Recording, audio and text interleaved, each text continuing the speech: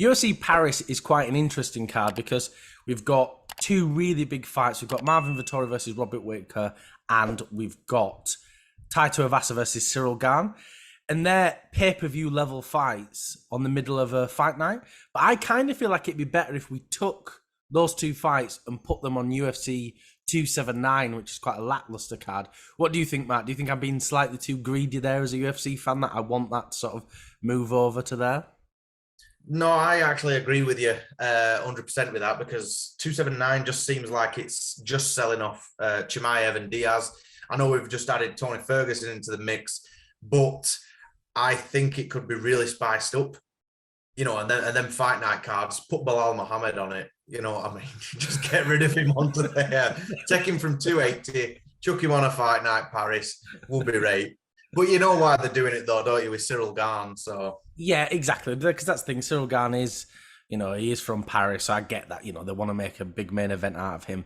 But let's talk about that main event. We've got Cyril Gane versus Tai Tuivasa. Cyril Gane had one loss in his entire career, even as an amateur Muay Thai fighter and kickboxer. He's only lost once, and that's to Francis Ngannou.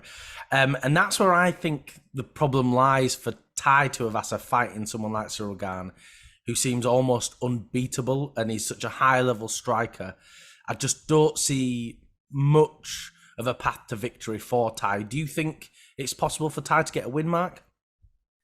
Oh, as much as it pains me to say it, no, I really don't. It's just like you were saying then, just how skilled Gane is. He's got grappling, he's got submissions, this kind of stuff. We just see Tai stand and bang, but I did see something online saying, Gane is the better striker overall, better grappler, better endurance. But with that being said, Tuivasa by second round knockout, it's like definitely possible. Yeah. But yeah, certainly I don't see Tai getting out of it, really. I don't see it going the distance either. No, I don't know. Maybe I'm not so sure about that, because Tai is, he's a tough bloke. It might be hard for Gane to put him away, but I know what you're saying, because Gane is just going to throw leg kicks like a madman, isn't it, Tai? And I just don't think Tai's got much for him. But I do think, as funny as that sort of that tweet is you're talking about, it could happen quite easily. Tai could just knock out Gane, because we've had a crazy year this year alone. Like, we've had Tony Ferguson getting knocked out, Kamaru Usman just last week, that crazy knockout. It really could happen. We could have Gane run out and Tai just absolutely batter him with one punch. But maybe we're slightly underestimating Tai in some sense, because he is training like crazy. And like when he fought Derek Lewis, he did seem almost a different fight. We thought we were just going to get a big stand and bang match, but like Tai clinched him up against the fence. He was really using all that clinch work, and maybe he's becoming a more rounded fighter. Like, because if I'm Tai, I know that his coach is going, right, you've got a chance to be champion if you win this fight. You cannot just stand and bang. He's going to come out with leg kicks. He's going to do this. So maybe his whole camp are focusing on developing him as a fighter. Do you think that's the case, or do you think he's just going to come out and just do his usual work? Well, I think that you're right in the sense of Gane's going to come and chop his legs, but Tai usually opens up with heavy leg kicks as well. It could well happen, and that's the thing with the heavyweight division. You just never know which way it's going to go. I honestly feel like whatever the outcome of this fight is, we're not going to be surprised. It's that style matchup, do you not think? But yeah, what you were saying with Tai coming out, because don't forget, he was like so close. I think he might have even been cut from the UFC. And then in 2020, he came back and he fought Stefan Struve. I'll try and refrain. I'm trying not to butcher that name. But and it's ever since then, it's just been knockout after knockout. So he just built his way back up this ladder. But I think Cyril Gane is the boulder in his way in order to get the gold. I think Gane.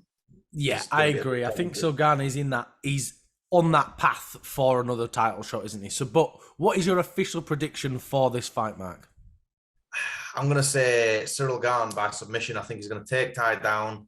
He's not going to have enough for him, because Tai's been submitted before. He got choked out. And I think Garn he's almost the perfect fighter, isn't he? I think he's just going to utilize them skills, take Tai down, submit him. And I'm even going to go as far to say as a choke. He's going to rear naked choke him, or a Darce choke, just a choke. I think you're right in every sense. You know, like you said, Garn is a better fighter. He's a better martial artist. He is just better everywhere. And you're probably right in that he will get a submission win. But I'm going to agree with sort of the memes. I think Tai is going to get a crazy knockout. I don't know. I just want to believe it. I feel like we've just had such a crazy year. I'm going to go 3rd round knockout by Tai. Garn's going to just think, oh, this guy's big and heavy. I'm going to just take him down. And we're going to get like a Derek Lewis versus Curtis Blades, like uppercut. We're just going to see Garn flatline. That's my official prediction. It's a bit out there. Probably not going to happen, but I've got to believe in Tai, you know? It might do. Yeah. So then we move on to the co-main event. I actually think I'm more excited for this fight than Garn versus Tuivasa. We've got Marvin Vettori versus Robert Whittaker, which is a very interesting fight because since 2018, the only person Marvin Vettori's lost to is Israel Adesanya. And since 2014, the only person Robert Whittaker's lost to is Israel Adesanya twice. Both of them have lost twice. So they're exactly the same level in their places in the division. They're both very good fighters, both excellent martial artists, but have lost to the same person. Do you think the winner of this fight gets another shot at Izzy? Like, you know, assuming that Izzy beats Pereira. I think it's got to be, hasn't it? But it almost falls down into that featherweight contenders style thing, doesn't it? You know, like as in, if one of them wins, who else is there to fight up there, up the top? You know, unless it is Alex Pereira, unless they fight him. But surely after the work that they've all done, they deserve another shot. Yeah, especially Vettori. You know, like as in, you know, I'm a big Rob fanboy as well, but I'd say Vettori would probably deserve it a little bit more because, you know, he's fought Costa in between, hasn't he? Yeah, that's true. Yeah, definitely. Whereas Whittaker, if he wins this fight, that's his first fight since he's lost to Izzy, isn't it? So it does feel like he would perhaps need a second fight after that. Maybe he could fight Costa, you know, after he's come off that win off Luke Rockhold. But it is interesting, isn't it? We're in this really difficult position in that division and other divisions within the UFC, you know, where you've got these dominant champions just fighting the same people over and over and over again and lapping them. You know, we thought that the same thing was going to happen with welterweight, but, you know, the spanner's been thrown in the works there. You know, it's kind of jazzed up a little bit. So I'm struggling to decide on my prediction for this or even how the fight's going to go because I think they're both decent wrestlers. They're both decent strikers. They're roughly the same age. I think Whittaker's like a year, 2 years older. They're the same height, exact same weight. It's razor thin for me, this one. How do you think what path to victory do you think they both have? You know, how's Whittaker going to win? How's Vettori going to win? I think Vettori could win by potentially just control time, like if he has Rob pressed up against the fence, because he's a brute. Marvin Vettori is a brute, you know, and if he just like not necessarily out wrestles him, but you know, like the Khabib Nurmagomedov technique where you just rest all your weight on them, force them to carry your weight, that kind of thing. I think that's a path to victory for Marvin. For Whittaker, I'd say keep at distance, avoid him as much as you can, stick behind the jab, you know, like as just sort of maintain your distance and maybe get a points. Honestly, Dwayne, whatever happens, I don't actually see this being a finish. No. I think it is difficult there, isn't it? Because they've both got very good chins, you know, especially Vettori. I mean, he's taken some massive head kicks from like Paulo Costa. He didn't get finished by Izzy either, whereas Whittaker did get finished by Izzy, didn't he? But that was, you know, it was quite a while ago. That was 2018.